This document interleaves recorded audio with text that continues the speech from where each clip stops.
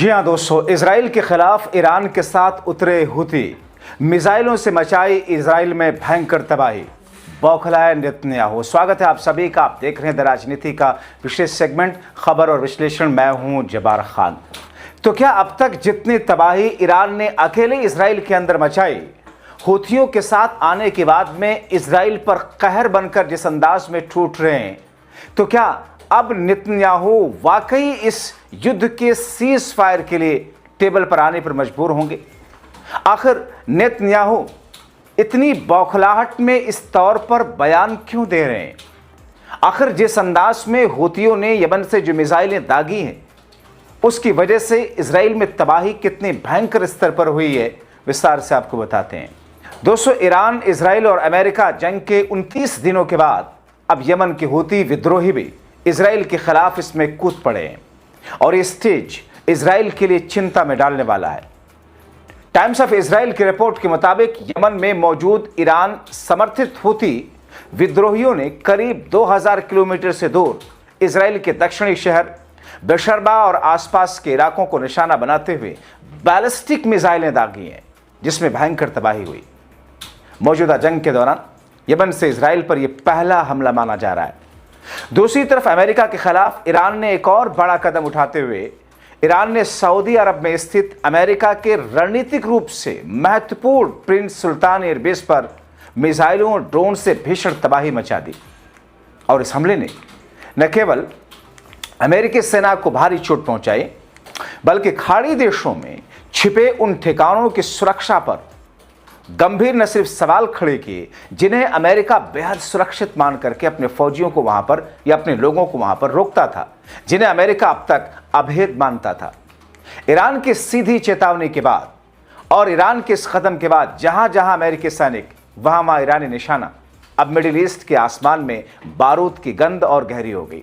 और इस बीच में हुथियों का इजराइल के खिलाफ तेज हमला आने वाले दिनों में अमेरिका और इजराइल की चिंताओं को और बढ़ा रहा है। दोस्तों, एक रिपोर्ट के मुताबिक यमन के हुती विद्रोहियों ने इजराइल पर मिसाइल से भयंकर हमले की जिम्मेदारी ले ली है। हुती समूह ने अपने बयान में कहा कि यह हमला लेबनान, ईरान और फिलिस्तीन में बुनियादी ढांचे पर हमलों और नागरिकों की मौत के जवाब में किया गया। हुतियों ने कहा कि उसका अभियान तब तक जारी रहेगा जब तक उसका मकसद पूरा नहीं हो जाता और रेजिस्टेंस से जुड़े सभी मोर्चों पर हो रहे हमले बंद नहीं हो जाते। दोस्तों, मौजूदा 1 महीने से चल रहे युद्ध के दौरान उनका पहला हमला बताया जा रहा, क्योंकि अभी तक यमन के हुती खामोश थे, इस जंग में कूदे नहीं थे। और इस बात की उम्मीद बिल्कुल भी अमेरिका और इजराइल को नहीं थी कि हुती ये विद्रोही भी इजराइल के खिलाफ इस तरीके से मुंह खोल देंगे मिसाइलों का। दोस्तों, हुतियों का कहना है कि उसने दक्षिण वेस्ट बैंक में स्थित इजराइल सैन्य ठिकानों को निशाना बनाते हुए बैलिस्टिक मिसाइलों की बौछार की है। हुती समूह ने अपने बयान में कहा कि हमला लेबनान, ईरान, फिलिस्तीन में बुनियादी ढांचे पर हमलों और नागरिकों की मौत के जवाब में है। इसका अभियान तब तक रहेगा जब तक उसका मकसद पूरा नहीं हो जाता। जिस अंदाज में अमेरिका और इजराइल ने जो कुछ मासूमों के साथ में किया, उसका बदला एक एक करके लिया जाएगा। इस बीच में ईरान में अमेरिकी इजराइल के 2 जासूस भी गिरफ्तार किए गए, जिनके पास से अमेरिका इजराइल की मंशा का भंडाफोड़ हुआ। और ऐसे में कहा जा रहा है कि अब ईरान के साथ हुतियों की ताकत मिल जाने से इजराइल में बेचैनी और ज़्यादा घबराहट बढ़ गई है। ईरान के तस्नीम न्यूज़ एजेंसी के मुताबिक सुरक्षा बलों ने उत्तरी गोलिस्तान प्रांत में एक आतंकी सेल का पर्दाफाश किया। अधिकारियों के मुताबिक 2 लोगों को गिरफ्तार किया गया, जिन पर हमला करने की साजिश रचने का आरोप है। एक रिपोर्ट के मुताबिक खुफिया एजेंसियों ने निगरानी और जानकारी के आधार पर इस सेल की पहचान की, जिसे अमेरिका और इजराइल से जुड़ा बताया जा रहा है कि संदिग्धों को सुरक्षा बलों पर हमला करने से पहले ही पकड़ लिया गया। गनीमत ये रही, गोरगान शहर में उनके ठिकाने पर छापेमारी के दौरान 4 कोल्ड राइफल और 43 राउंड गोला बारूद भी जब्त किया गया। उधर अमेरिका के FBI के डायरेक्टर के ईमेल को ईरान के हैकर्स ने हैक कर लिया। मगर जिस तरीके से दोस्तों इजराइल के खिलाफ यमन के हुतियों ने जंग में हिस्सेदारी ली और जंग में कूदे हैं, उसे इजराइल अमेरिका में और चिंता बढ़ी है। विशेषज्ञों की अगर बात करें तो विशेषज्ञों का मानना है कि अगर हुती खुलकर पूर्ण रूप से इस युद्ध में शामिल हो गए तो ये संघर्ष पूरे क्षेत्र में फैलेगा। हूती पहले भी सऊदी अरब और यूएई के तेल ठिकानों और महत्वपूर्ण ढांचों पर हमला कर चुके हैं। समुद्री मार्गों को बाधित करने की क्षमता वो रखते हैं।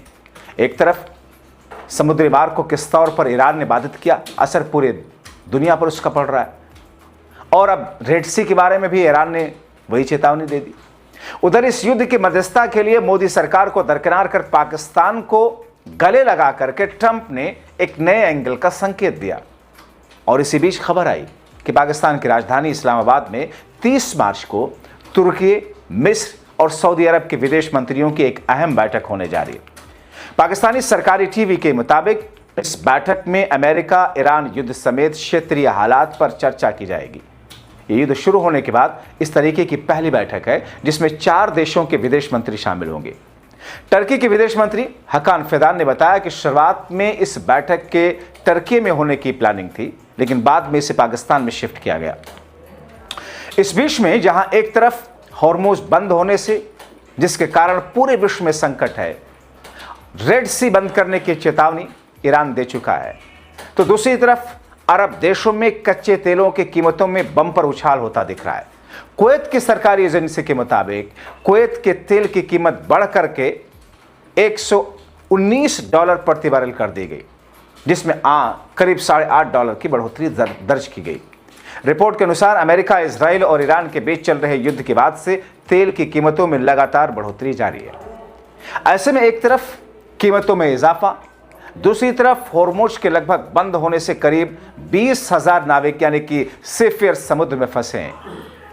अल जजीरा की रिपोर्ट के मुताबिक खाड़ी क्षेत्र में हजारों जहाज आगे नहीं बढ़ पा रहे हैं और कई हफ्तों से वहां रुके हैं। एक जहाज के कप्तान बताते हैं कि हालात तनावपूर्ण हैं। जहाज़ों पर मौजूदा लोग लगातार हमलों के खतरे में जी रहे हैं। संयुक्त राष्ट्र की समुद्री एजेंसी के मुताबिक ये नाविक अनजाने में युद्ध के शिकार बन गए। जहाज़ों की आवाजाही रुकने से खाने पीने, ईंधन, मेडिकल सुविधाओं की कमी और चिंता लगातार बढ़ रही है। तो फिर अब एक ऐसी स्थिति, जिस स्थिति से निपटने के लिए न सिर्फ ईरान, अमेरिका और इजराइल के खिलाफ अपने ड्रोन और मिसाइलों का मुंह खोले हुए है, तो दूसरी तरफ इससे निपटने के लिए इजराइल और अमेरिका नित नए तरीके ढूंढ रहे हैं।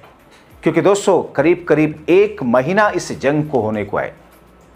अब 29 दिनों के बाद अगर अमेरिका और इजराइल इसके अपने स्तर पर इसका एनालिसिस करे, तो आपको क्या लगता है, क्या अमेरिका को कुछ हासिल हुआ? कतई नहीं। क्या इजराइल को कुछ हासिल हुआ? कतई नहीं। बल्कि अमेरिका ने अपने ऊपर एक तरीके से पूरे विश्व का दबाव झेल लिया। चारों तरफ से अमेरिका के ऊपर सवाल उठे कि तुमने ऐसी सिचुएशन में, ऐसे वक्त में और ऐसे देश पर हमला किया जिसको लेकर के तुम पहले ही कह चुके थे कि उसके परमाणु हथियार को तो तुमने तबाह कर दिया है पिछली बार की जंग में, और जिसमें जो मध्यस्थता चल रही थी ईरान के साथ में अमेरिका की बातचीत के बीच में, उसमें तो ईरान ने साफ साफ कहा था हम परमाणु हथियार नहीं बना रहे, हम महज शांति के लिए अपनी स्थितियों को मजबूत कर रहे हैं। तो फिर एक ऐसी स्थिति जिसमें अगर तुम ईरान को पूरे तौर पर तबाह बर्बाद कर चुके होते, तो फिर ये होता कि कम से कम ईरान के खिलाफ इजराइल और अमेरिका का ये पूरा कदम और ऑपरेशन सफल रहा। लेकिन तुम्हारा ऑपरेशन सफल नहीं रहा।